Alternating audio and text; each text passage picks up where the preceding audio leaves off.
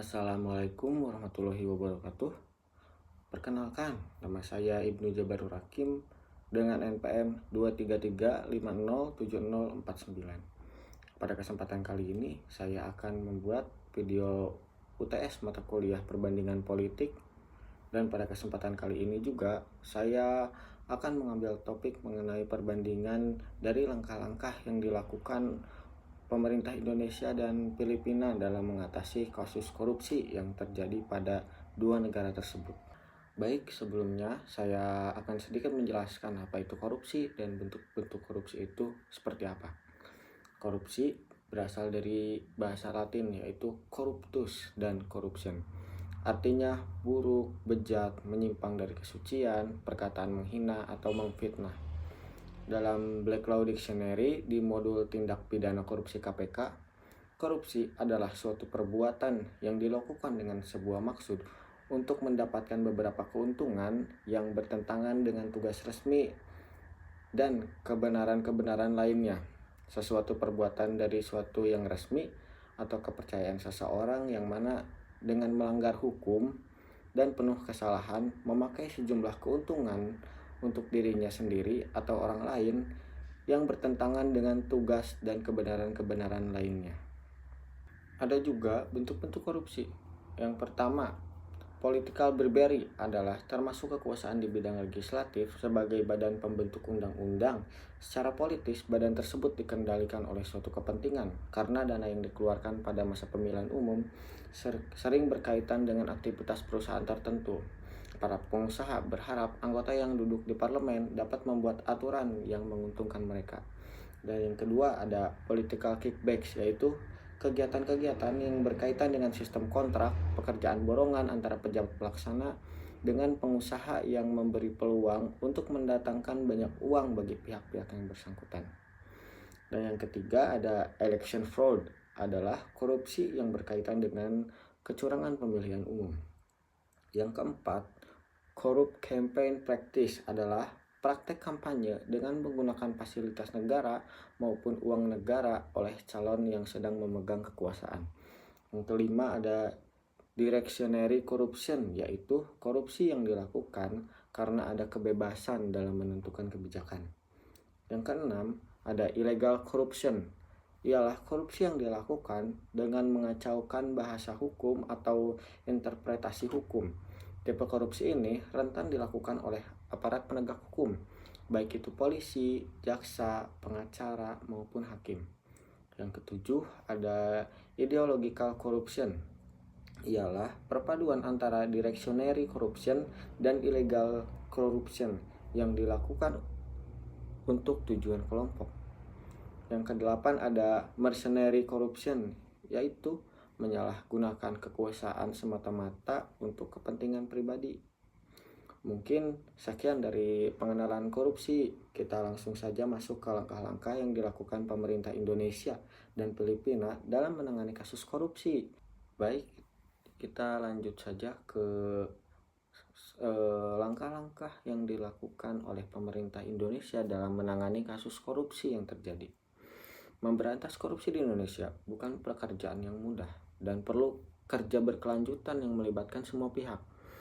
Ada 3 strategi pemberantasan korupsi yang tengah dijalankan di Indonesia. KPK menyebutnya Trisula Pemberantasan Korupsi. Layaknya Trisula yang memiliki 3 ujung tajam, Trisula Pemberantasan Korupsi memiliki 3 strategi utama, yaitu penindakan, pencegahan, dan pendidikan. Yang pertama ada sula penindakan. Sula penindakan adalah strategi represif KPK dalam menyeret koruptor ke meja hijau, membacakan tuntutan, serta menghadirkan saksi-saksi dan alat bukti yang menguatkan.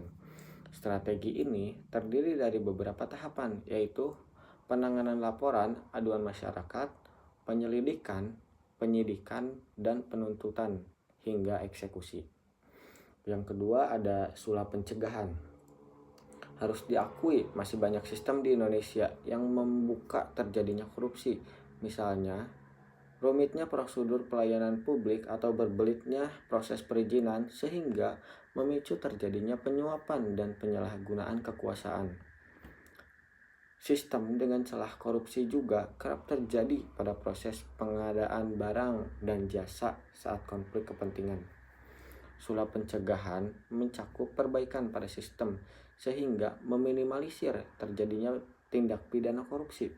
Pada strategi ini, KPK akan melakukan berbagai kajian untuk kemudian memberikan rekomendasi kepada kementerian atau lembaga terkait untuk melakukan langkah perbaikan.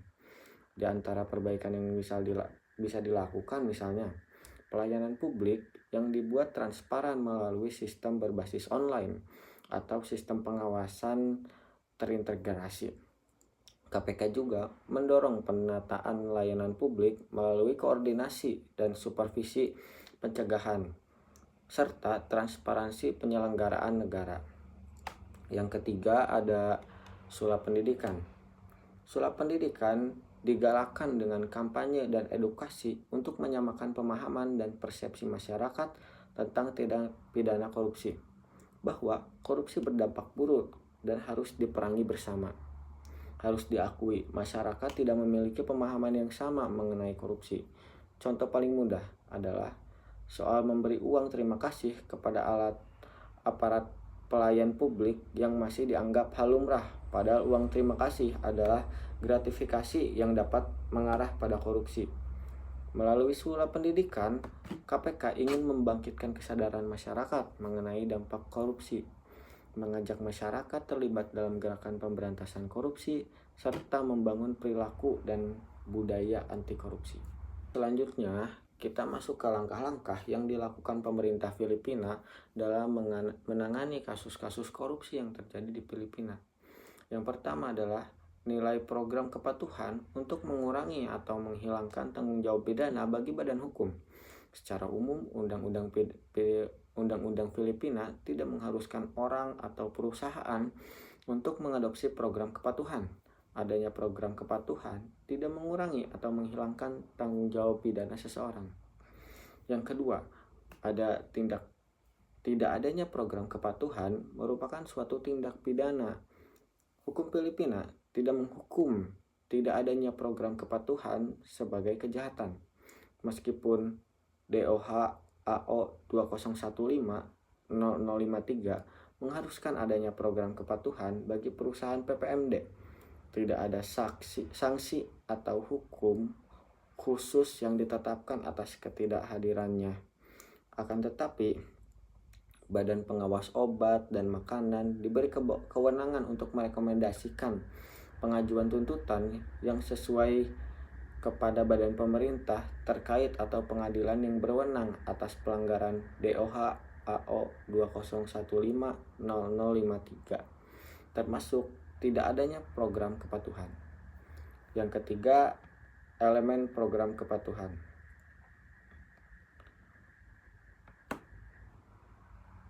DOH AO 205/0053 mengharuskan perusahaan PPMD untuk mematuhi tujuan elemen program kepatuhan yang efektif. Yang pertama ada menerapkan kebijakan dan prosedur tertulis. Yang kedua, menunjuk kantor kepatuhan dan komite kepatuhan. Yang ketiga, melaksanakan pelatihan dan pendidikan yang efektif. Yang keempat, mengembangkan jalur komunikasi yang efektif. Yang kelima, melakukan pemantauan dan audit internal.